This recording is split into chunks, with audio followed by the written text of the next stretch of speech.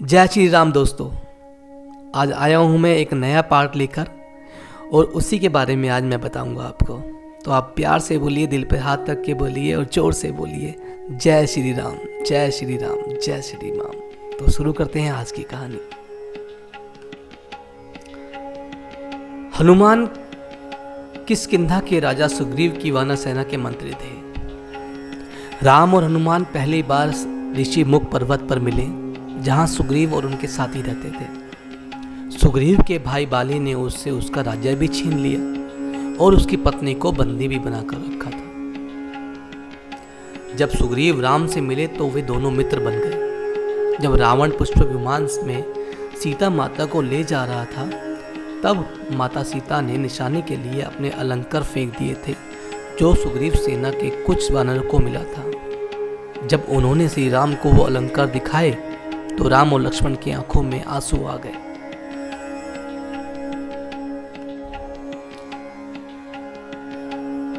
श्री राम ने बाली का वध करके सुग्रीव को किष्किंधा का राजा दोबारा बना दिया। सुग्रीव ने भी मित्रता निभाते हुए राम को वचन दिया कि वो और उनकी वानर सेना भी सीता माता को रावण के चंगुल से छुड़ाने के लिए पूरी जी जान लगा देंगे। उसके बाद हनुमान, सुग्रीव, जामवंत ने मिलकर सुग्रीव की वानर सेना का नेतृत्व किया और चारों दिशाओं में अपनी सेना को भेजा। सभी दिशाओं में ढूंढने के बाद भी कुछ न मिलने पर ज्यादातर सेना वापस लौट आए।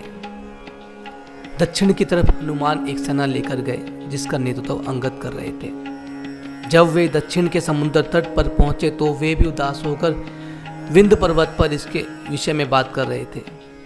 वहीं कोने में एक बड़ा पक्षी बैठा था, जिसका नाम था संपाति।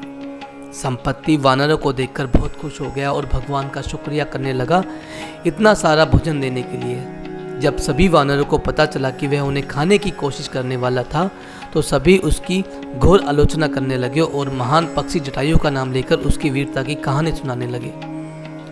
जैसे ही जटायु की मृत्यु की बात उसे पता चली, वह जोर जोर से विलाप करने लगा। उसने वानर सेना को बताया कि वो जटायु का भाई है और यह भी बताया कि उसने जटायु ने मिलकर स्वर्ग में जाकर इंद्र को भी युद्ध में हराया था। उसने यह भी बताया था कि सूर्य की तेज किरणों से जटायु की रक्षा करते समय उसके पंख भी जल गए और वह उस पर्वत पर गिर गया। संपाति ने वानरों को बताया कि वह बहुत ज़्यादा जगहों पर जा चुका है। उसने यह भी बताया कि लंका का असुर राजा रावण ने सीता का अपहरण किया है और उसी दक्षिणी समुद्र की दूसरी ओर उसका राज्य है।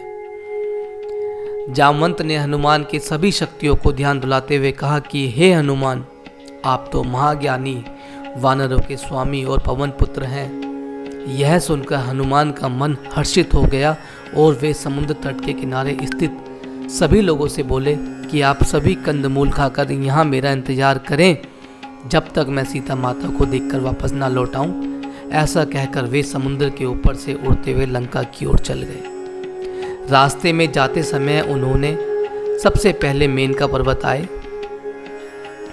हनुमान जी से कुछ देर आराम करने के लिए कहा, पर हनुमान ने उत्तर दिया, जब तक मैं श्री राम जी का कार्य पूर्ण न कर लूं, मेरे जीवन में विश्राम की कोई जगह नहीं है। वे उड़ते हुए आगे चले गए। देवताओं ने हनुमान की परीक्षा लेने के लिए सांपों की माता सुरखा को भेजा। सुरसा ने हनुमान को खाने की कोशिश की, पर वह हनुमान को खा न सकी। हनुमान उनके मुख में जाकर दोबारा निकल आए और आगे चल दिए। समुद्र में एक छाया को पकड़कर खा लेने वाली राक्षसी रहती थी। उसने हनुमान को पकड़ लिया और हनुमान ने भी उसे मार दिया। समुद्र तट पर पहुंचने के बाद हनुमान पर्वत के ऊपर चढ़ गए और वहां से उन्होंने लंका की ओर देखा। लंका का राज्य उन्हें दिखा, जिसके सामने एक बड़ा द्वार था और लंका सोने की बनी हुई थी। हनुमान ने एक छोटे से मच्छर के आकार का जितना रूप धारण किया और वो द्वार से अंदर चले गए। उसी द्वार पर लंकनी नामक राक्षसी रहती थी।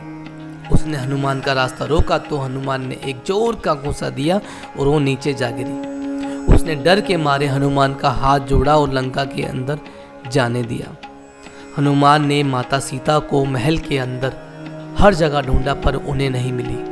थोड़ी देर बाद ढूंढने के बाद उन्हें एक ऐसा महल दिखाई दिया जिसमें एक छोटा सा मंदिर था और एक तुलसी का पौधा था। हनुमान जी ने यह देखकर अचंभे में पड़ गए और उन्होंने यह जानने की इच्छा हुई कि आखिर ऐसा कौन है जो इन असुरों के बीच में श्री राम का भक्त है। यह जानने के लिए हनुमान ने ब्राह्मण का रूप धारण किया और उन्हें पुकारा। विभीषण अपने महल से बाहर निकले और उन्होंने हनुमान को देखा तो बोले, हे महापुरुष, आपको देखकर मेरे मन में अत्यंत सुख मिल रहा है। क्या आप स्वयं श्री राम हैं? हनुमान ने पूछा, आप कौन हैं? विभीषण ने उत्तर दिया, मैं रावण का भाई विभीषण हूँ। यह सुनकर हनुमान ने अपने असली रूप में आ गए और श्री रामचंद्र के विषय में सभी बातें उन्हें बताया। विभीषण ने निवेदन किया, हे पवन पुत्र, मुझे एक बार श्री राम से मिला दो।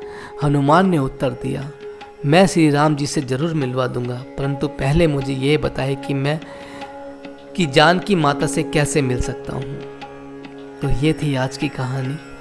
अगर आपको ये कहानी अच्छी लगी तो आप इस कहानी को शेयर करें, और अगर आप मेरे इस चैनल पर नए हैं तो मेरे चैनल को सब्सक्राइब जरूर करें। आगे की कहानी बहुत जल्द आपको मिलेगी। जय श्री राम, जय श्री राम, जय श्री राम।